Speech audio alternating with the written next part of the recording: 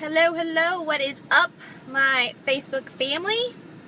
And I coming to you today to talk to you about my top 3 simple mom life hacks on how to punch Thanksgiving in the face, how to survive next week, and how to not let it derail you, guys.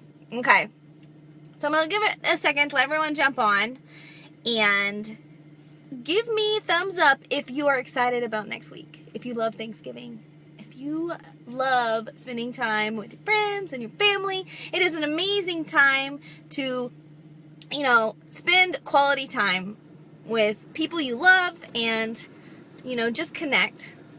And so I know that spending time with family means at least it does in my family, means lots and lots of food.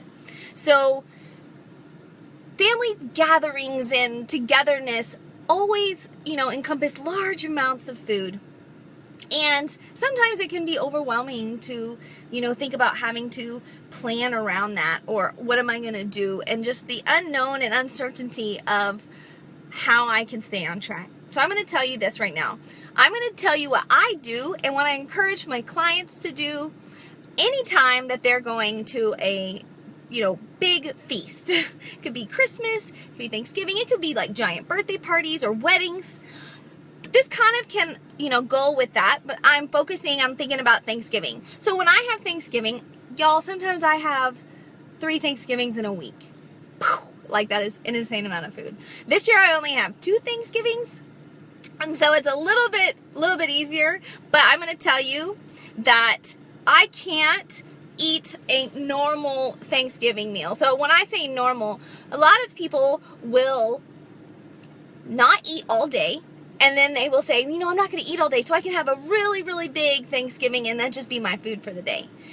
For one, that's really bad for your body. For 2, that encourages you, like almost guarantees you're going to overeat.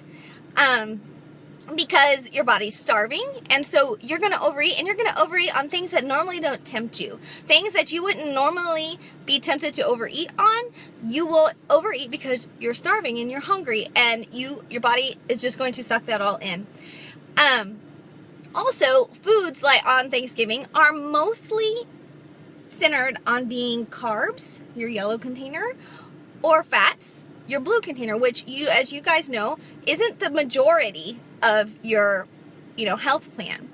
And so the first thing I can tell you to do when you start to make your plate on Thanksgiving, you need to fill your plate up with as much greens first. You need to get your green container or your green, veggies on your plate first. You're going to take up most of your room, or at least half of the plate, with your greens. That way, you're not tempted to pile on like half a plate of, mashed potatoes or half a plate of corn. It's just easier to manage your plate if you fill it up with the good stuff first. There's going to be things on there that you can't control. There's going to be oils in there that people cook with. There's going to be, toppings and nuts and stuff and things like that mixed in. And that's okay. It is a day of celebration. It is a day that you are bonding with family. But just try to be aware of what you're putting on your plate. Be aware that, these green beans, when I scoop them up, they are, drenched in butter and everything. And they're still good green beans, but, just be aware of what you're putting on your plate. That's like one of the biggest things I can tell you guys is just think about it. Don't mindlessly put stuff on your plate. Think about it. The second thing I encourage people to do, and what I do, is if I know I'm going to have a really big meal like Thanksgiving, and I know I'm going to have a lot of foods that I don't normally have, and I'm going to have more containers and more servings of, fats and carbs that I normally have, the day before, and that day, and if you really, really splurge, you can do it the day after. But I always cut back on a serving of carbs or fruit the day before and the day of, just because I know that I'm going to have more of those. So it kind of will balance out a little bit if you can adjust it that way. And so, you can have that glass of wine. You can have that. Just look at your plan and adjust the day before, the day of, according to that. So you don't want to have like all like 4 servings of fruit for breakfast, and then get there and want to have, you know, more wine and all this other, and carbs and stuff. So you need to think about your plan. You need to plan ahead. Be aware. I guess that's like the biggest thing I can say right now. Be aware of what you're eating and being aware of what is being served and what is there. And the last thing I kind of want to encourage you to do is that it is a time for family. The kids are out of school. Get out and do something together.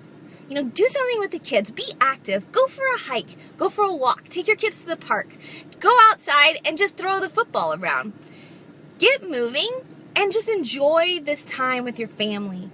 It'll not only help you better with your health and like your metabolism and everything to get moving, but it just will encourage activity with you and your family and just bring you guys together. So I hope that this helps you kind of plan and adjust for Thanksgiving, because I know it can be a time where people can really stress out a little bit on what I'm going to do. So happy Thanksgiving, guys. I hope you have a marvelous, marvelous week, and I will talk to you guys later. Bye.